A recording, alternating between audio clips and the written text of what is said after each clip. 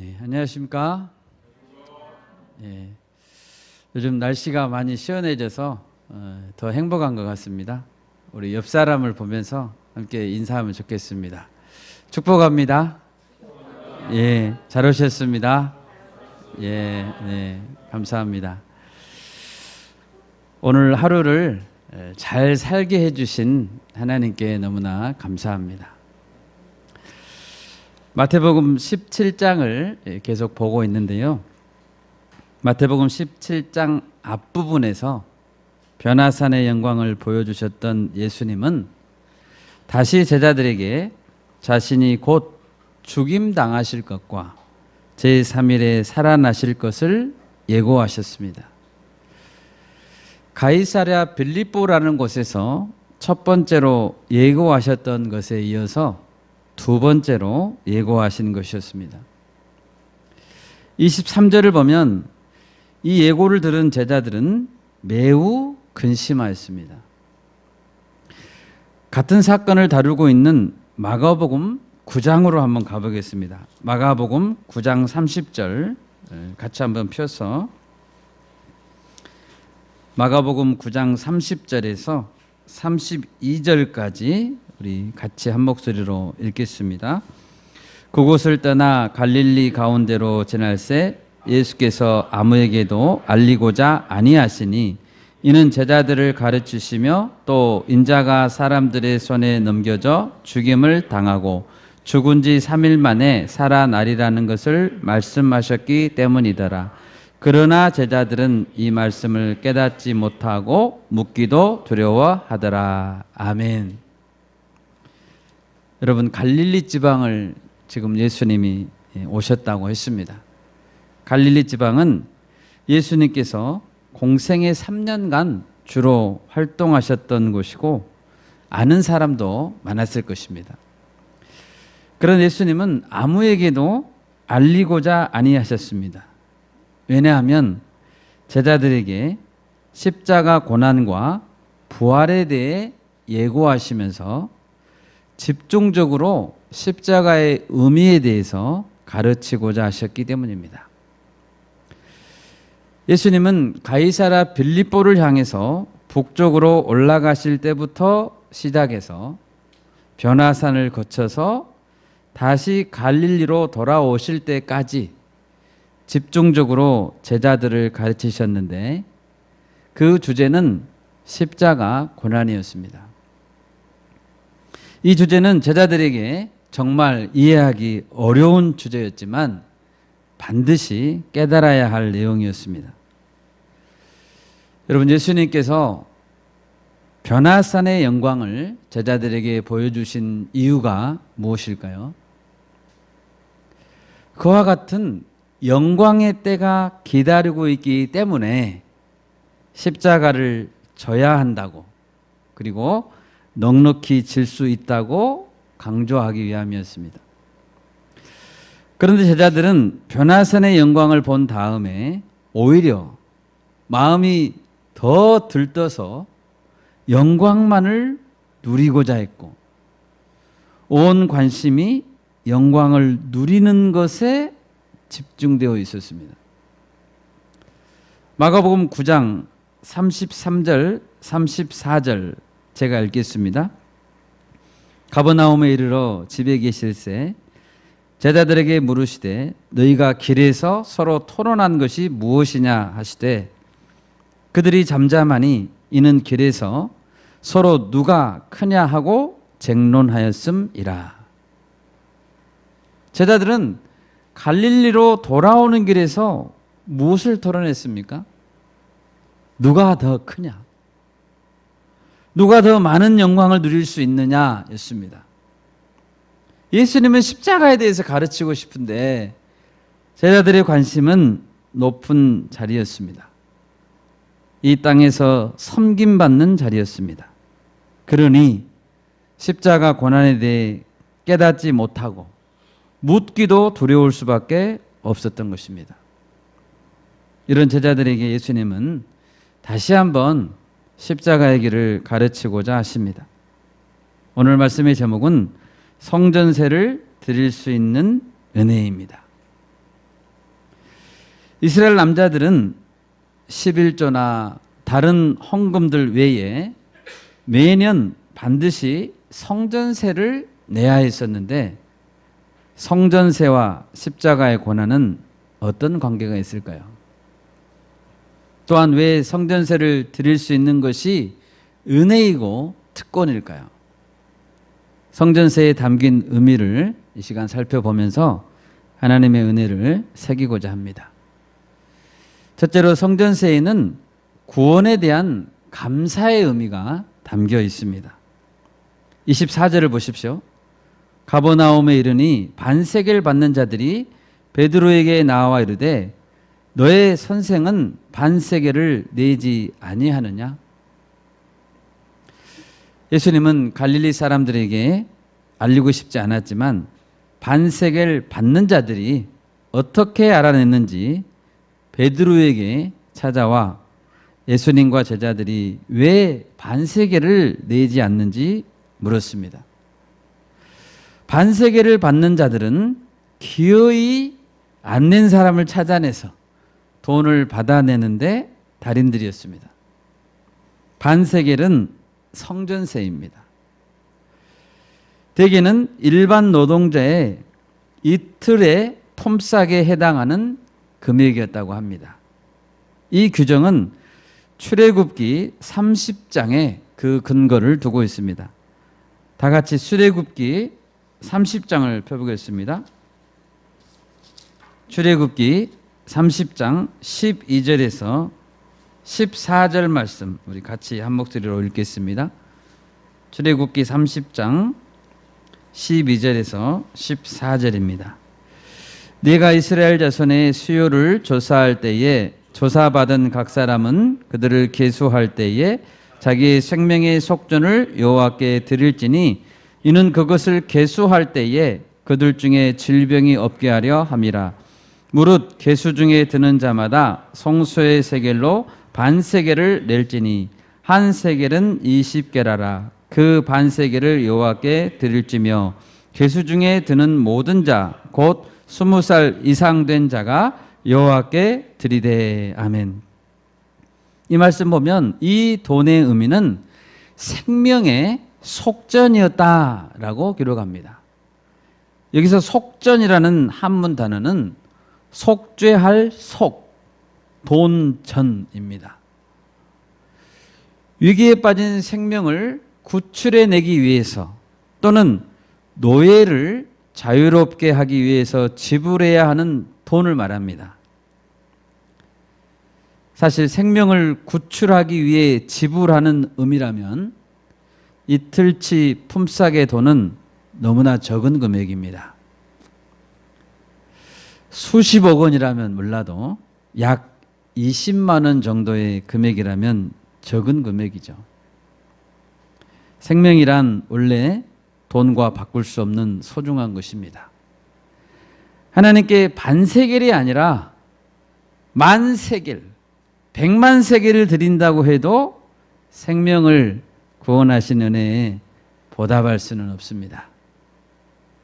그렇지만 하나님께서는 매년 한 차례 생명의 속전을 성전에 드리게 함으로써 생명을 구원해 주신 은혜에 감사하는 마음을 잊지 않게 하려는 것이었습니다. 성전세는 죄를 용서해 주신 하나님께 감사하여 하나님께 드리는 일종의 감사헌금이었습니다. 성전세를 드릴 때 갚을 수 없는 구원의 은혜를 기억해야 하는 것입니다. 이렇게 해서라도 기억해야 되는 것이죠. 둘째, 성전세에는 영혼의 가치가 평등하다는 의미가 담겨 있습니다. 이 생명의 속전은 20세 이상의 남자는 누구나 드려야 했고 빈부에 상관없이 반드시 일정 금액만 드려야 했습니다. 출애굽기 30장 15절입니다. 제가 읽겠습니다. 너희의 생명을 대속하기 위하여 여호와께 드릴 때에 부자라고 반세겔에서 더 내지 말고 가난한 자라고 덜 내지 말지며.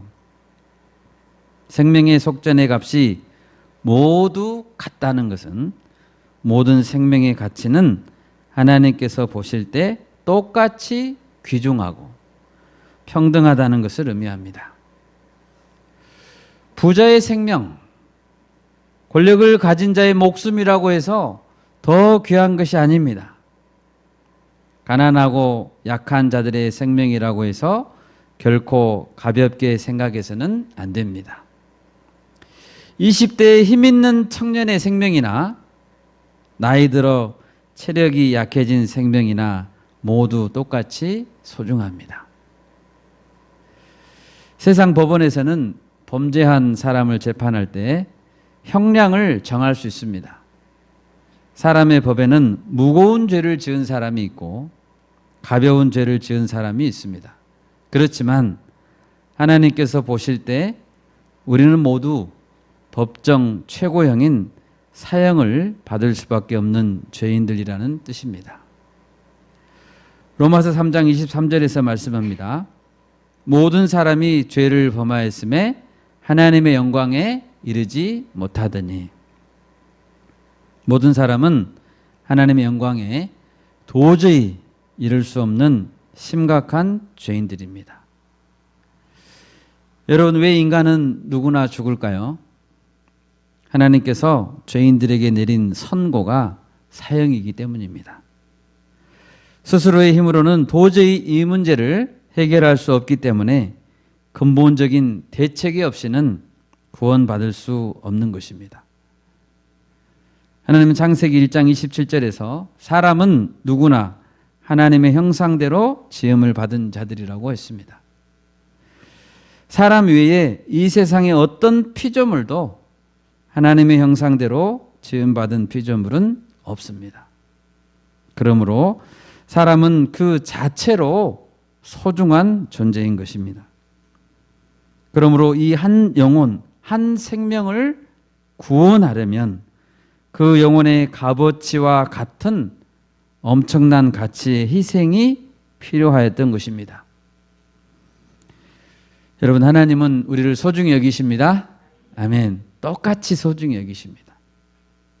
비록 죄인들이라고 할지라도 소중하게 여기시고 죄에서 돌이켜 회개하기를 기뻐하십니다. 셋째로, 성전세에는 그리스도의 대속의 의미가 담겨 있습니다.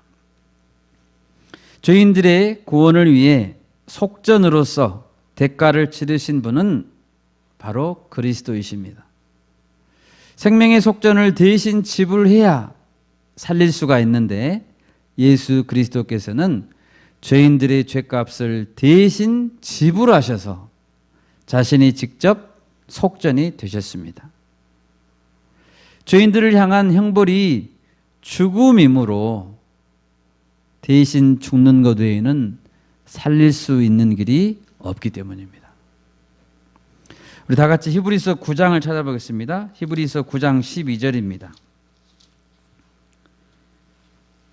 히브리서 9장 12절에서 14절 말씀까지 우리 한 목소리로 읽겠습니다. 히브리서 9장 12절에서 14절입니다. 염소와 송아지의 피로 하지 아니하고 오직 자기의 피로 영원한 속죄를 이루사 단번에 성소에 들어가셨느니라. 염소와 황소의 피와 및 암송아지의 죄를 부정한 자에게 뿌려 그 육체를 정결하게 하여 거룩하게 하거든 하물며 영원하신 성령으로 말미암아 흠 없는 자기를 하나님께 드린 그리스도의 피가 어찌 너희 양심을 죽은 행실에서 깨끗하게 하고 살아계신 하나님을 섬기게 하지 못하겠느냐. 아멘. 오직 자기의 피로 영원한 속죄를 이루신 분은 예수 그리스도이십니다. 예수님의 십자가 보혈은 우리의 양심을 깨끗하게 할 수 있고 우리가 하나님을 섬기게 할 수 있습니다. 또한 갈라디아서 3장 13, 14절을 읽겠습니다. 갈라디아서 3장 13, 14절입니다.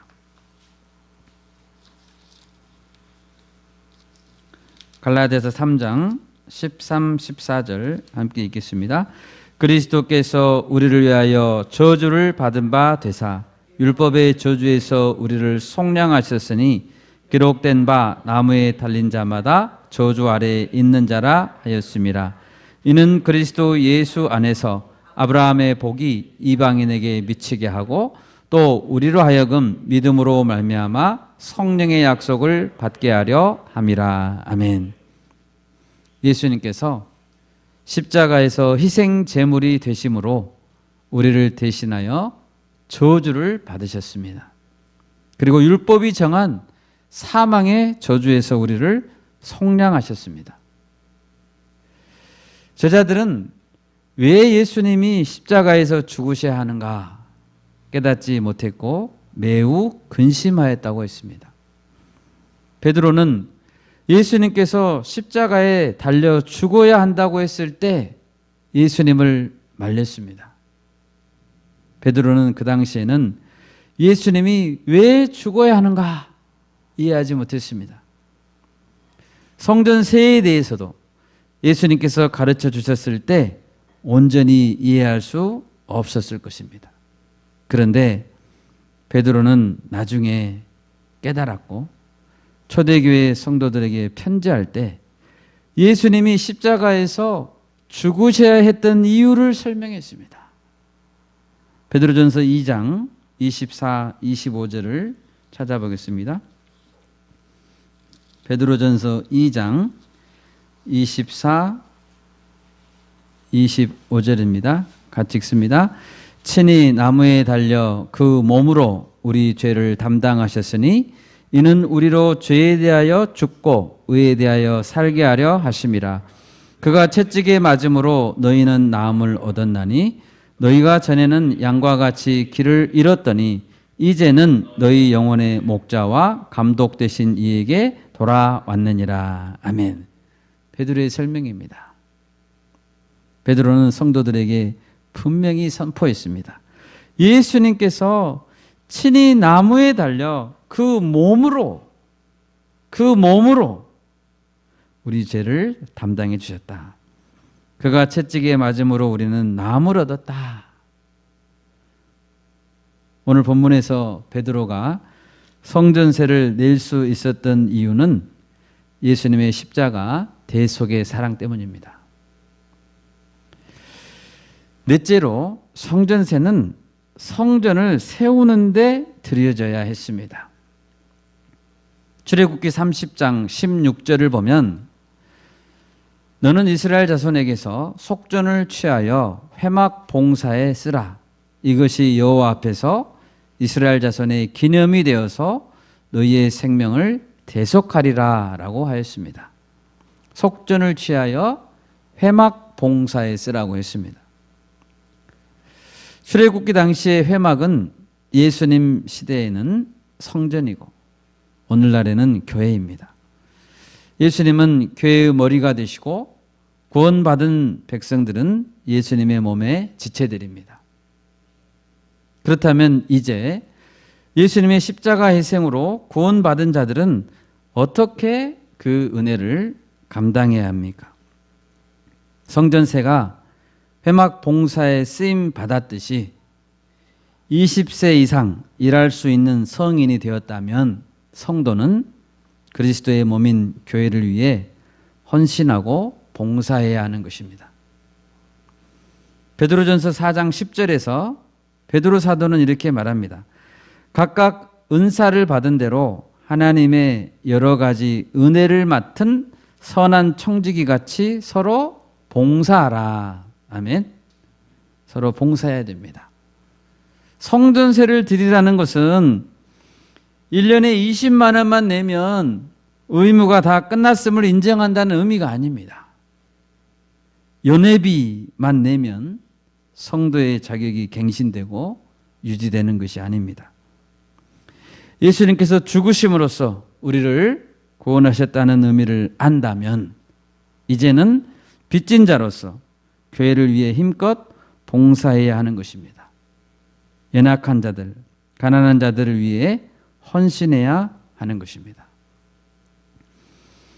다섯째로 성전세는 자격이 있는 자만 드릴 수 있었습니다.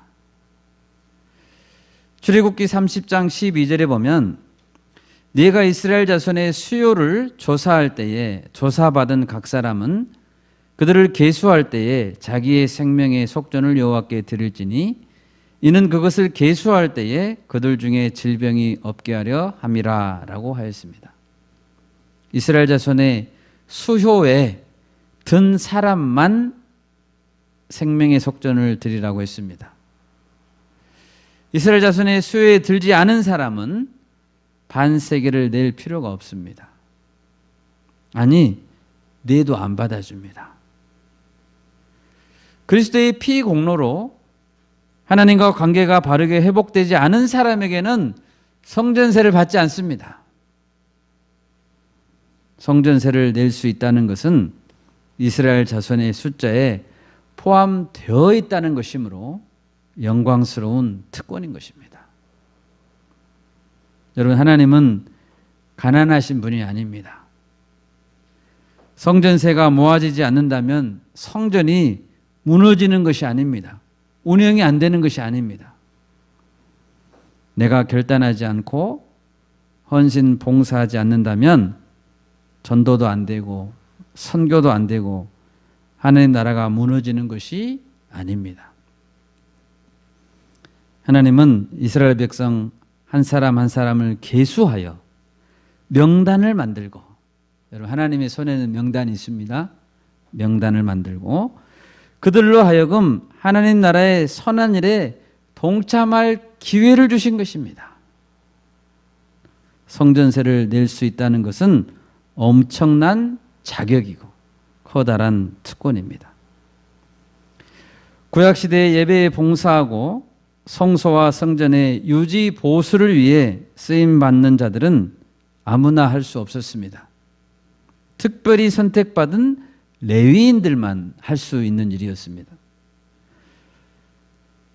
어제 모처럼 쉬는 날인데 장년 성도님들과 청년 몇 분이 교회에 와서 예배당을 닦고 쓸고 환경정리를 했습니다.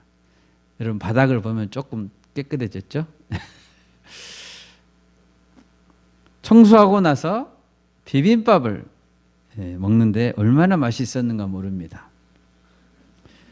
여러분 하나님을 향한 봉사, 복음 전파를 위해 물질을 드리고 땀을 흘리고 육체의 수고를 드리는 것은 아무나 할 수 없습니다. 특권인 줄 믿습니다. 아멘. 교회는 사람들에게 헌금을 억지로 내게 하고 헌신 봉사를 강요해서는 안 됩니다. 자원하고 기쁜 마음으로 동참할 수 있도록 그 뜻을 가르쳐주고 동참의 기쁨을 맛보아 알게 해줘야 됩니다. 교회의 선한 사업은 세상에 하는 선행과 근본적으로 다릅니다. 여러분 우리가 주님을 위해 봉사할 수 있음을 특권으로 알고 감사함으로 더욱 봉사할 수 있기를 바랍니다. 네, 아멘. 여섯째로 성전세도 예수님이 주셔야 드릴 수 있습니다. 오늘 본문에서 베드로가 성전세를 내는 과정을 보십시오. 반세겔을 거두는 자들이 왜 너의 선생은 반세겔을 내지 않느냐라고 따지면서 물었을 때 베드로는 자존심이 상해서 아니다, 우리 선생님도 내신다 하고 큰 소리치고 집에 들어왔지만 실제로 가진 돈이 없었습니다. 이때 예수님은 베드로에게 낚시를 해서 물고기를 잡게 했고 낚은 물고기의 입에서 한 세겔을 얻게 해주셨습니다.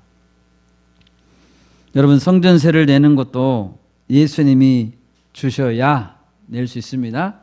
아멘. 우리가 드리는 모든 헌금도 마찬가지입니다. 마치 내가 땀 흘려 번 돈으로 낸 것 같지만 그것마저도 예수님이 허락해 주신 것입니다. 예수님이 건강을 주지 않으면 일할 수 없습니다. 일터와 재능을 주시지 않았다면 일할 수 없습니다. 오늘 오전에 어떤 할아버지, 환자 한 분이 오셨는데 10년 이상 저에게 처방전을 타시던 분이었습니다. 항상 올 때는 아내와 같이 오셨습니다. 광주 어느 곳에서 중화요리 음식점을 하시던 분이셨고, 이제 나이 드셔서 몇 년 전부터는 아드님이 가게를 물려받아서 하시던 분이셨습니다. 그런데 오늘은 아드님과 함께 오셨습니다. 환자분, 왜 오늘은 아주머니와 안 오셨어요? 라고 물었더니 지난 6월에 약을 다 가셨거든요. 6월에 약을 다 가신 후로 일주일도 안 돼서 갑자기 아내분이 심장마비로 세상을 떠났습니다. 두 분이 화교셨거든요. 그래서 항상 남편과 함께 오셔서 밝게 웃으시면서 중국어로, 저한테는 한국말로 하는데 자기들끼리는 중국어로 하더라고요. 중국어로 대화하시면서 웃던 아주머니의 모습이 생각나서 제가 할아버지 손을 잡아드리고 위로해 주셨습니다. 오히려 할머니가 더 건강했거든요.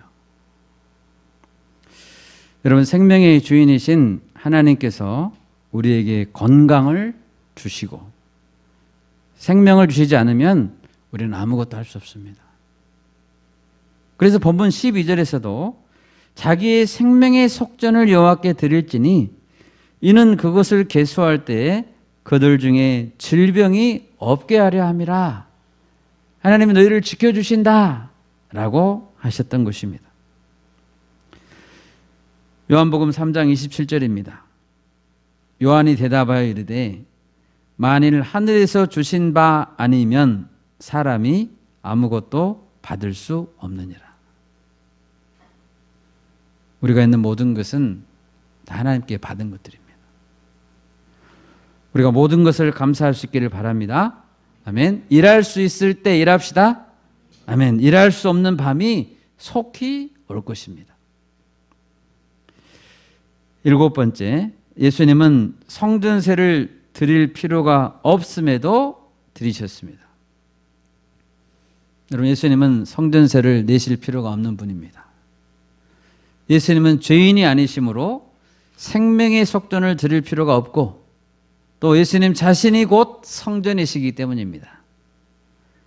조금 있으면 죄인들을 위해 그리고 성전세를 징수하러 온 바로 그 사람들을 위해 십자가에서 피 흘려 죽으셔야 될 그리스도이십니다.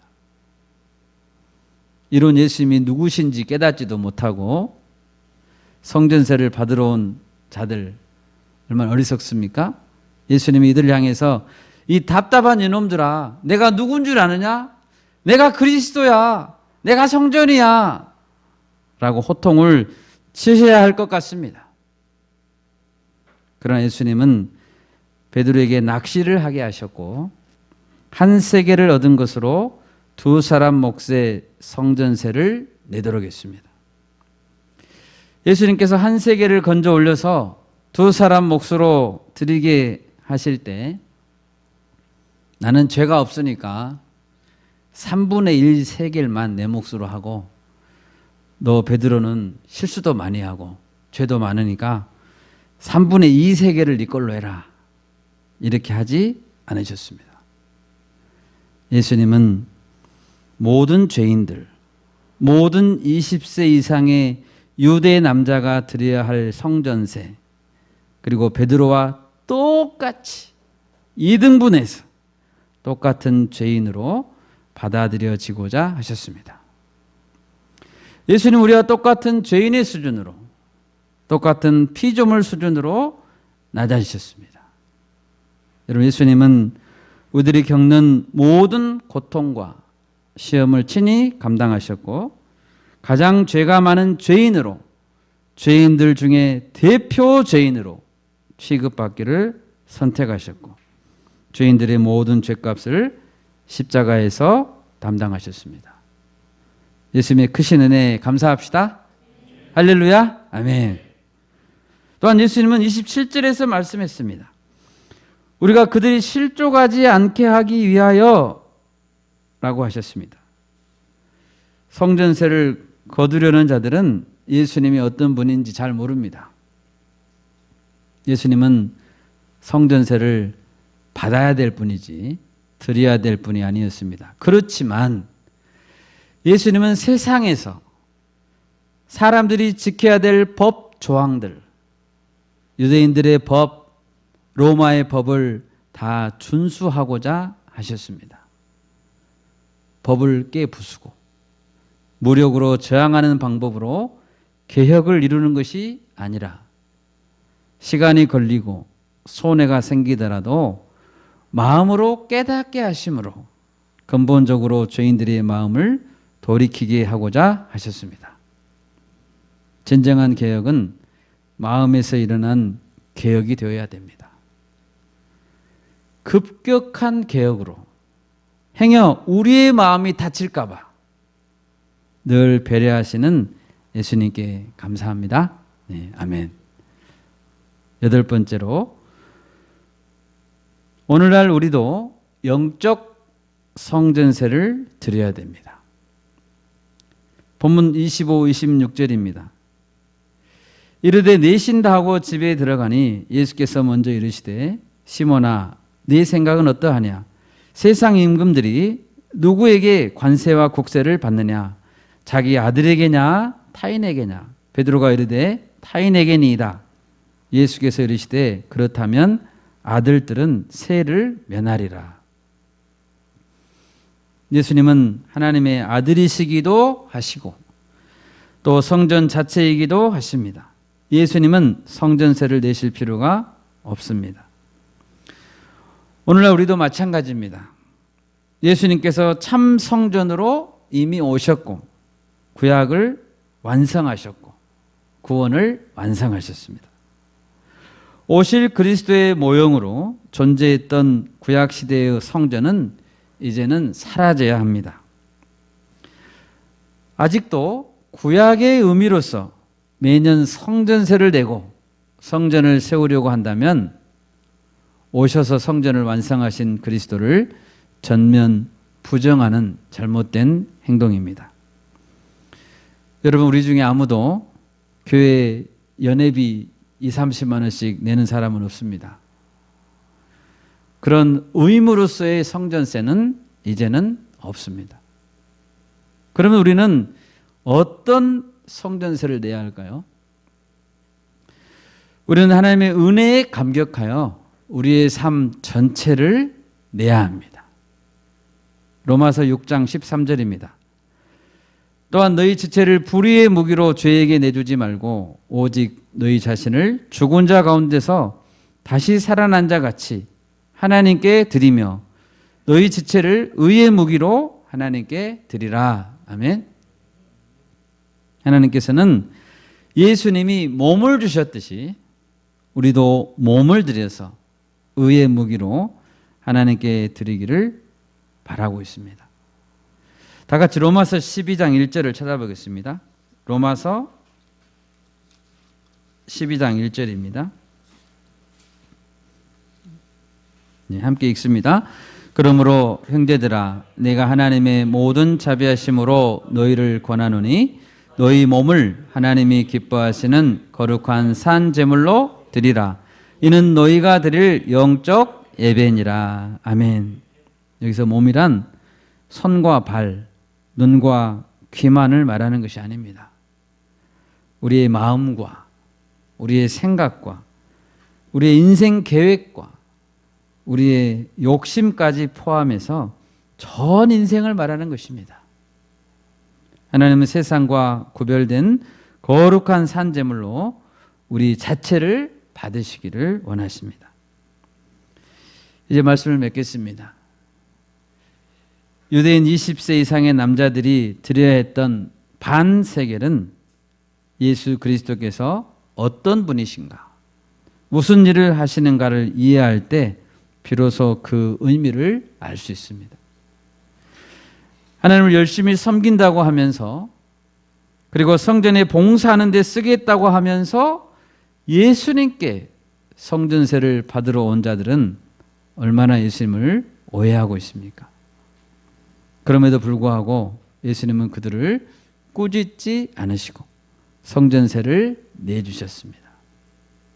얼마나 온유하시고 사랑이 많으신 예수님이십니까? 우리가 교회의 물질을 드릴 수 있고 봉사할 수 있는 것은 예수님이 주신 은혜이고 특권입니다. 아멘. 예수님께서 힘과 능력을 주시고 그것을 허락해 주실 때까지 오래오래 최선을 다해 봉사하며 기쁨을 누리실 수 있기를 주님의 이름으로 축원합니다. 아멘. 제가 기도하겠습니다.